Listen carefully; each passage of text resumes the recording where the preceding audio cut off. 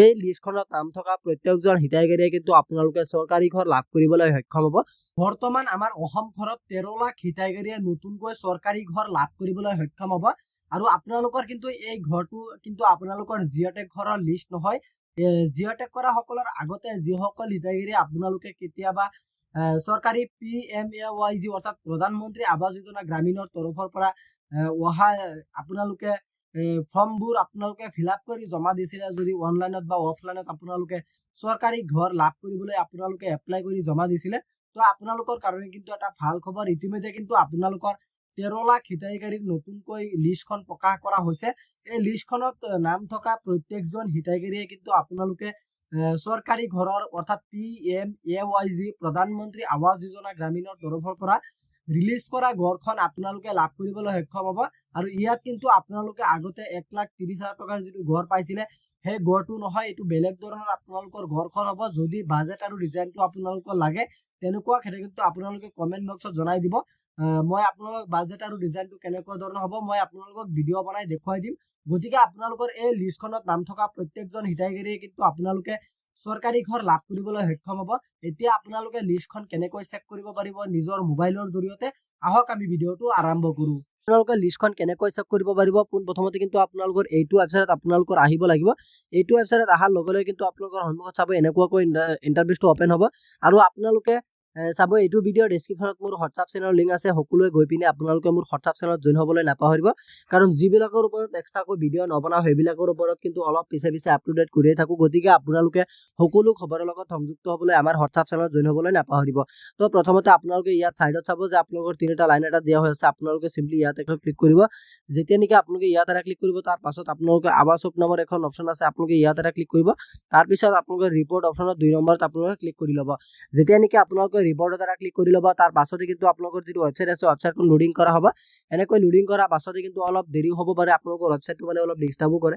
গতিকে আপোনালোকে অলপ ধৈৰ্য সহকাৰে ৱেবছাইটটো আপোনালোকক খোল খাই যাব, আপোনালোকৰ সন্মুখত চাব। আপোনালোকে অলপ ধৈৰ্য ধৰিব, তাৰ পাছতে কিন্তু আপোনালোকৰ ৱেবছাইট যিটো আছে ৱেবছাইটখন খোল খাই যাব, অট'মেটিকেলি খোল খাই যাব। আপোনালোকৰ একোৱে কৰিব নালাগে, আপোনালোকে ইয়াৰ পৰা বাহিৰত নাযাব।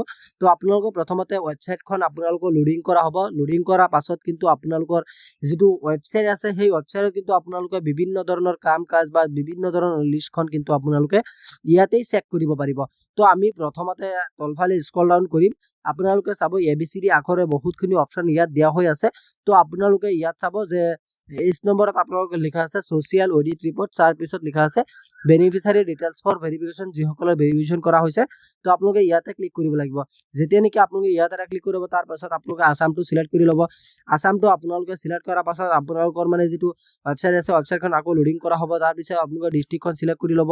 যেনেকৈ মই আপোনালোকক ডিষ্ট্ৰিক্টখন চিলেক্ট কৰি দেখুৱাই দিছোঁ। ডিষ্ট্ৰিক্টখন চিলেক্ট কৰাৰ পাছত আপোনালোকৰ তলফালে স্ক্ৰল ডাউন কৰিব আকৌ। তাৰপিছত আপোনালোকে ব্লকখন চিলেক্ট কৰিব লাগিব। যেনেকৈ মই ব্লকখন চিলেক্ট কৰি লৈছোঁ, আপোনালোকে আপোনালোকৰ নিজৰ ব্লকখন আপোনালোকে চিলেক্ট কৰি লৈ ল'ব। তাৰ পাছতে কিন্তু আপোনালোকৰ মানে যিটো হেৰি আছে গাঁও আছে, সেই গাঁওখনৰ নামখন আপোনালোকে চিলেক্ট কৰি ল'ব।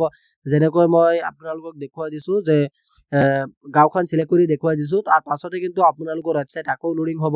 লোডিং হোৱাৰ পাছত আপোনালোকে ইয়াত চাব ইয়াত লিখা আছে 2026-27। বৰ্তমান কিন্তু আপোনালোকৰ এই 26ত কিন্তু আপোনালোকৰ বৰ্তমানো কিন্তু এই লিষ্টখন প্ৰকাশ হোৱা নাই। 2025 আৰু 26ত কিন্তু আপোনালোকৰ সেইটো আপোনালোকে এপ্লাই কৰিছিলে বা আপোনালোকে হেৰি কৰিছিলে। তো আপোনালোকৰ সেইকাৰণে 2025 আৰু 26 ক্লিক কৰিব লাগিব।